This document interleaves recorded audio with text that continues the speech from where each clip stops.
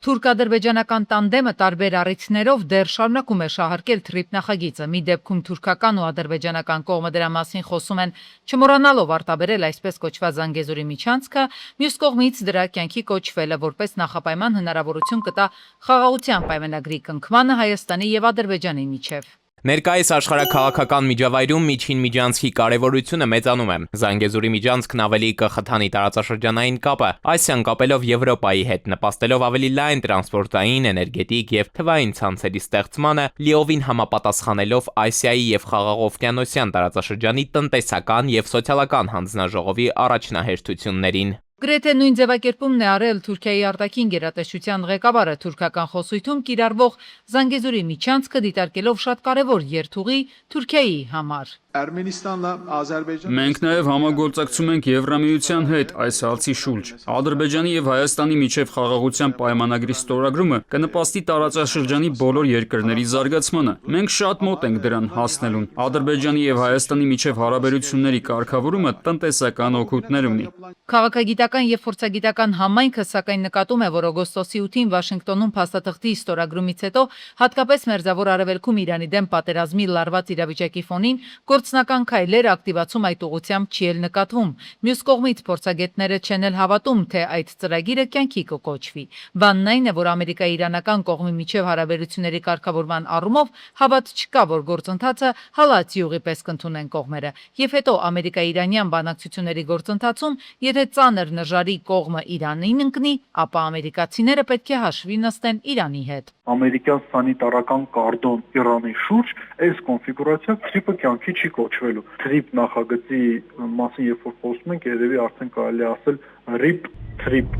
Ճնշումը եւ ներսից կա եւ դրսից կա, որը նաեւ իդեպ կազդի է տարածաշրջանի վրա, նաեւ Հայաստանի վրա կազդի։ Նիկոլ Փաշինյանը հիմա մեկ այլ տեսանկյունից է դիտարկում թրիփ նախագծի իրականացումը։ Ներկայացնելով կուսակցության նախընտրական ծրագիրը, Փաշինյանը ասում է, թե նմանատիպ մեգա նախագծերի կյանքի կոչվելը կարևոր է երկրների հեղինակության բարձրացման առումով։ Մեր երկրի անվտանգության խաթարումը աշխարհում ոչ մեկի կյանքում ոչ մի բան չի փոխում։ Գիտեք ինչու։ Որովհետև աշխարհում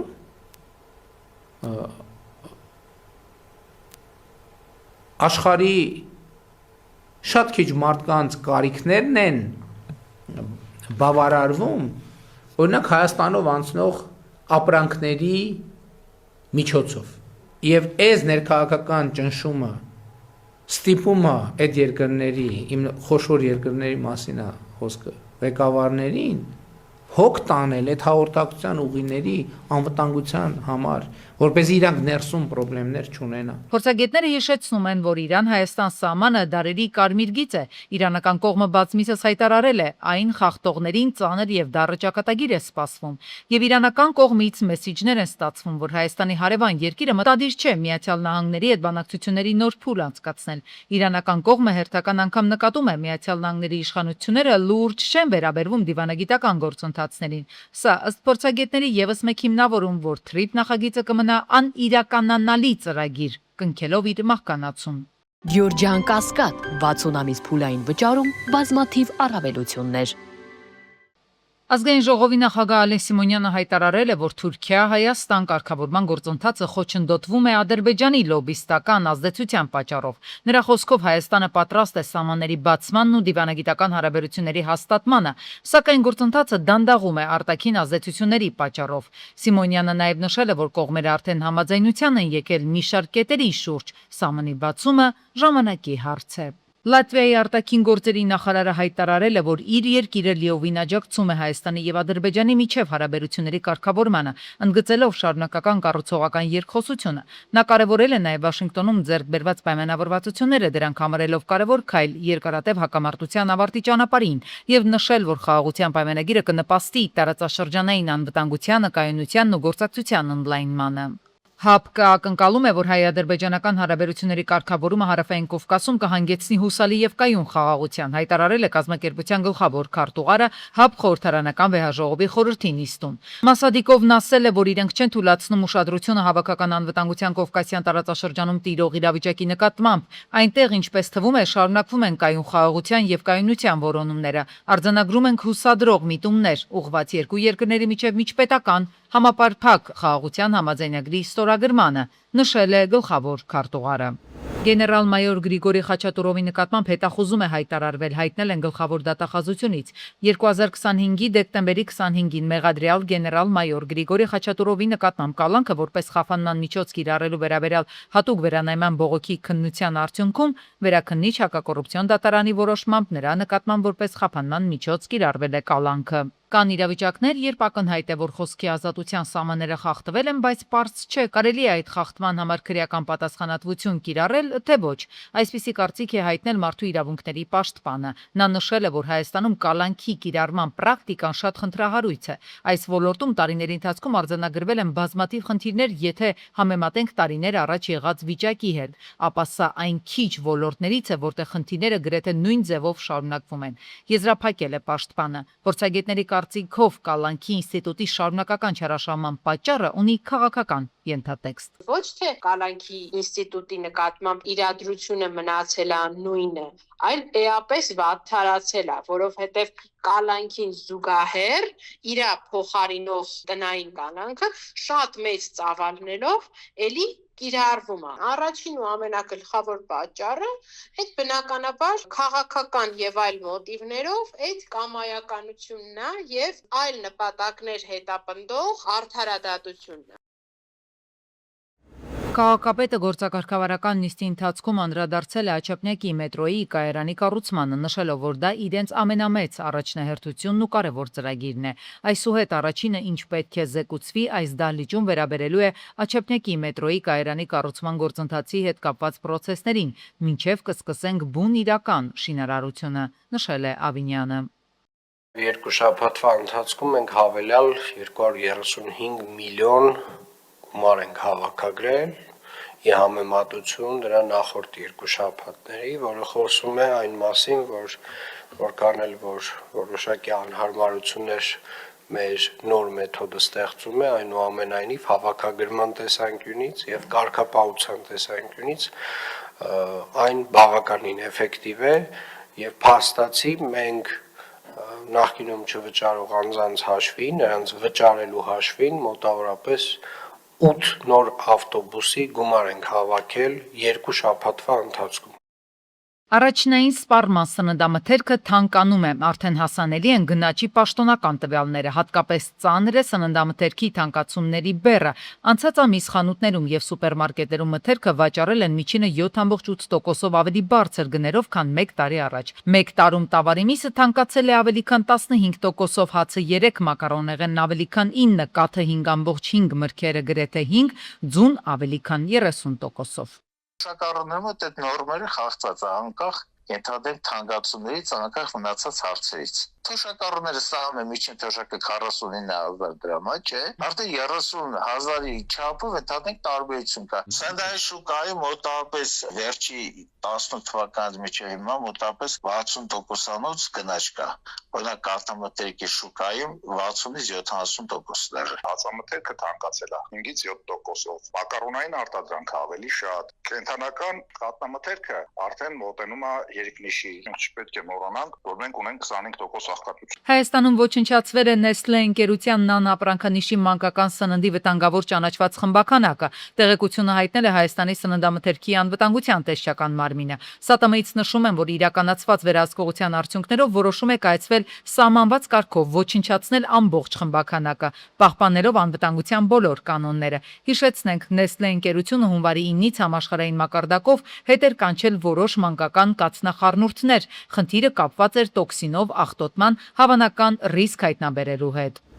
Իսլամաբադում բանակցությունների երկրորդ փուլի մասին հաղորդումները դեռ չեն համապատասխանում իրականությանը, հայտնել է Pars Today-ը հղում անելով Իրանի պետական լրատվական գործակալությանը։ Նշվում է, որ Միացյալ Նահանգների չափազանց մեծ պահանջները, անիրատեսական ու անհիմն պայմանները, դիրքորոշումների մշտական փոփոխությունները, հակասական հայտարարությունները, ինչպես նաև շարունակվող այսպես կոչված ծովային շրջափակումը, որը դիտարկվում է որպես հրադադարի մասին պայմանավորվածությունների խախտում, սպառնալից հռետորաբանության հետ մեկտեղ, մինչև օրս խոչընդոտել է բանակցությունների առաջընթացին։ Այս պայմաններում ըստ գործակալության արդյունավետ բանակցությունների հստակ հեռանկար չի նշմարվում։ Նահանգների տարածած հաղորդումները նրանց մեդիա խաղի մի մասն են եւ նպատակ ունեն մեղքը բարթել ուրիշի վրա, Իրանի վրա ճնշում գործադրելու համար, նշել է Pars Today-ը։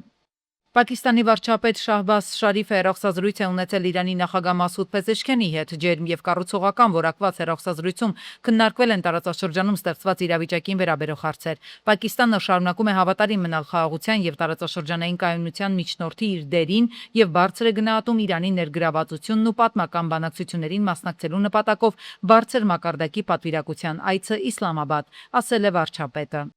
Հռոմի Պաբլևոն 14-րդ հերթական անգամ կոչ է արել երկարատև հրադադար հաստատել Մերձավոր Արևելքում եւ ամբողջ աշխարհում, նշելով, որ Իսրայելի եւ լիբանանյան խմբավորումների միջև հրադադարը հույս է ներշնչում։ Պապը միևնույն ժամանակ հայտարարել է, որ կքաջալերի նրանց, ովքեր աշխատում են դիվանագիտական լուծման ուղղությամբ, որպեսզի շարունակեն խաղաղության բանակցությունները տարածաշրջանում հարատև խաղաղության հասնելու համար։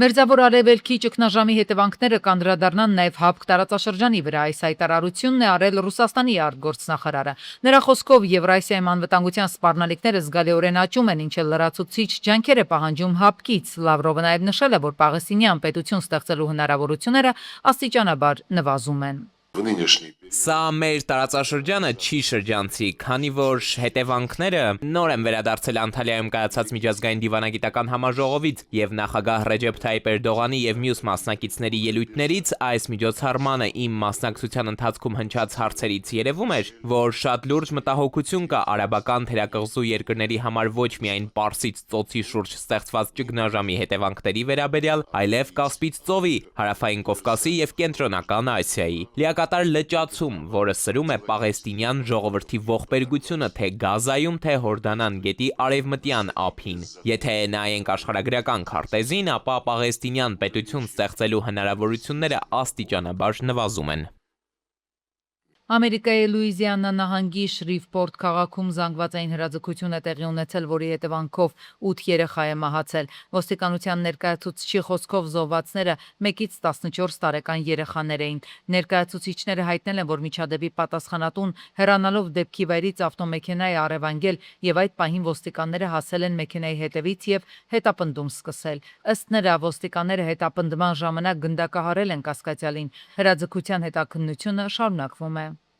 Պեկինում անցկացված կիսամարաթոնի ընթացքում մարդանման ռոբոտը ցուցադրել է աննախադեպ արդյունք, հաղթահարելով տարածությունը 50 րոպե 26 վայրկյանում։ Այս ցուցանիշը ավելի քան 6 րոպեով գերազանցում է մարդկանց սահմանած համաշխարհային ռեկորդը, դառնալով տեխնոլոգիական զարգացման նշանակալի ցուցադրություն։ Մասնագետների կարծիքով նման ձեռքբերումները վկայում են արհեստական բանականության եւ ռոբոտաշինության արագ առաջընթացի մասին։ Կոտայքի մարզում հանգստյան օրերին արտակարգ վիճակ էր։ Ապրիլի 19-ին Մայակովսկի գյուղում գետը հունից դուրս էր եկել ողողել մի քանի փողոցներ։ Ջուրը նաև մարդկանց հողամասեր, ավտոտնակներ, անգամ բակային հատվածներ էր լցվել։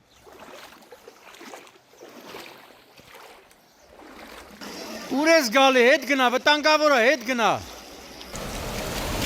Վայ, լնայ։ Կյանքը բնակավայրում կաթվածահար է եղել, պատկան մարմիններին են զանգահարել, սակայն ոչ Կոտայքի մարզպետարանից, ոչ էլ Աբովյանի քաղաքապետարանից չեն ժամանել։ Հենա, տես ընդեղ էլ պանելները չկա։ Որ այդ պաշտպանիչ պանելները լիներ, չէ։ Այն ժամանակ որ հլնում էր, այն վառոտները տեսնում ես։ Հա, փակում էր։ Այն վառոտները, այս պատը որ կա, ասենց հուսակառույց, այս պատը ասենց համարյա թե կեսից կայնում էր մինչև այնտեղ։ Դե կարևորը փրկեցիք հորթեին։ Հա։ Կովերը մեծ են, էլի։ Հա։ Կովերը չի խորը։ Հա, մի sense որ այդամ շատ է խորը։ Չէ, խորը չէ։ Մինչդեռ ըստ բնակիչների հրատապ պետք է գետը մաքրվեր, նաև բետոնե պատնեշների անհրաժեշտություն կա։ Պանելները պարտադիր պետք է փակվի, գետարը մաքրի, պանելները տեղադրվի, հաստատ կմեղմանա։ Առաջինը հասան փրկարարները։ Բայց փրկարարը այդքան տեխնիկա չունի, այդքան հարմարություններ չունի, որ գետը մաքրի, պաշտպանիչ պանելներ տեղադրի, դա պիտի արվի կառավարության կողմից։ Միայն փրկարարներն են Մայակովսկիում եղել, մինչդեռ տեղացիները մտավախություն ունեն, որ ջուրը նորից կբարձրանա։ Պետք է օր առաջ պատնեշներ տեղադրվեն։ Պատը չկա։ Կամ իսկ նախկինում եղել աստե։ Չի եղել։ Այդ ճիշտ կլիներ, որպեսզի նախ գետառը մաքրվեր, ապա տեղադրվեին պաշտպանիչ բետոնե սյուներ, ինչը հաստատ կմեղմացներ, էլի, չէ, ջուրը տես շատ դուրս չէր գա։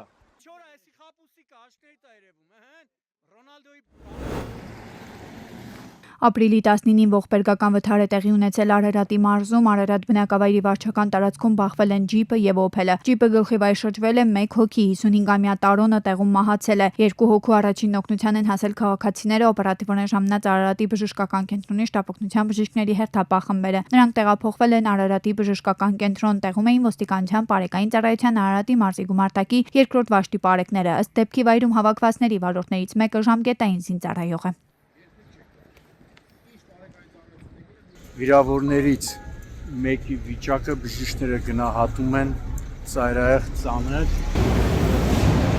Ապրիլի 18-ին Ստեփանավանի թունելում բախվել են 2 Mercedes-ը, Ford Transit-ը եւ Chevrolet-ն։ 1 հոգի վնասվածքներով տեղափոխվել է Ստեփանավանի բժշկական կենտրոն։ Տեղում էին ոստիկանության բարեկային ծառայության Լոռու մարզի գումարտակի 2-րդ վաշտի 3-րդ դասակի պարեկները։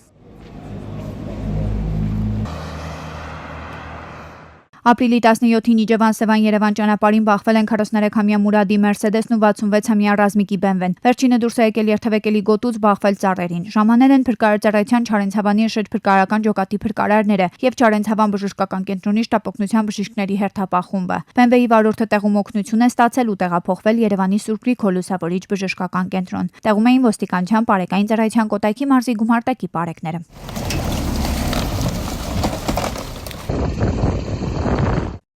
Ապրիլի 17-ին Մայրաքաղաքում աշտարակի խճուղում բախվել են Երևանի քաղաքապետարանի հաշվեկշռում հաշվարկված թիվ 28 երթուղին սպասարկող ավտոբուսը եւ կայանված Մազդան։ Մազդայի վարորդը տեղափոխվել է Արմենիա բժշկական կենտրոն, ժամանել են ոստիկանության բարեկային ծառայության Երևան քաղաքի գնդի 4-րդ գումարտակի պարեկները։